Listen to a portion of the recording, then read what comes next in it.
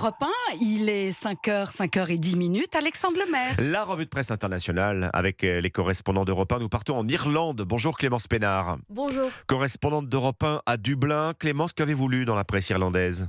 Eh bien, l'Irlande voit un nombre croissant de demandeurs d'asile quitter volontairement le pays. En 2025, plus de 1600 personnes ont choisi un retour volontaire, soit une hausse de 72% par rapport à 2024, explique The Irish Times. Cela représente en moyenne 100 personnes qui quittent le pays par mois. Cette accélération coïncide avec l'augmentation des aides financières proposées par l'État.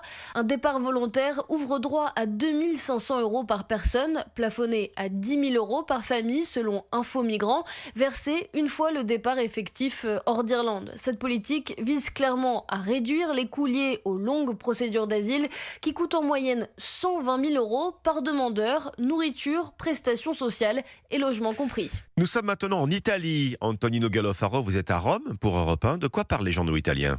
De ce cochon en plastique, grandeur nature, devant la vitrine d'une charcuterie du centre de Padoue, dans le nord de l'Italie. Eh bien, ce cochon a créé la polémique. Selon Il Giornale, et la communauté musulmane locale a exhorté le commerçant et l'administration publique à faire retirer l'animal. Pourquoi ? Eh bien, le cochon serait potentiellement offensant pour les musulmans qui fréquentent le centre-ville, qu'ils jugeraient de mauvais goût, écrit encore le quotidien.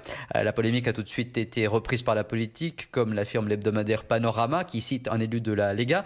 L'accueil ne peut se transformer en soumission culturelle, dit-il. Fratelli d'Italia, le parti de la première ministre, lui a fait écho en dénonçant une tentative de censure. Il Mattino di Padova, un quotidien local, a pris la polémique à revers. Il a rencontré les employés musulmans de la charcuterie qui ont accepté de poser en photo avec le propriétaire en une du média. Nous partons enfin en Égypte. Nour Abdelbasset, on vous retrouve au Caire pour Europe 1. De quoi parle la presse égyptienne ? Elle parle d'un immense espoir, mais aussi d'un possible marché diplomatique. Tout vient d'une lettre de Donald Trump au président Al-Sisi, écrit Choro.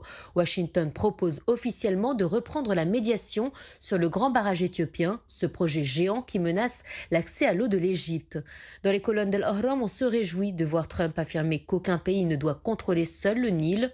C'est une victoire pour le Caire, mais la presse reste lucide. Elle fait le lien direct avec Gaza. Car dans cette même lettre, Trump félicite Al-Sisi pour son rôle avec le Hamas. Pour les éditorialistes égyptiens, le message est clair.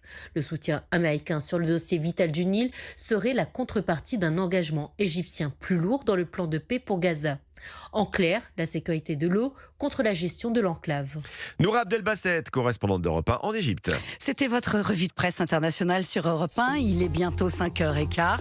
Excellent jeudi à tous. Bon réveil. À suivre à 5h20 les initiatives en France avec vous, Alexandre Lemaire. Et ce matin,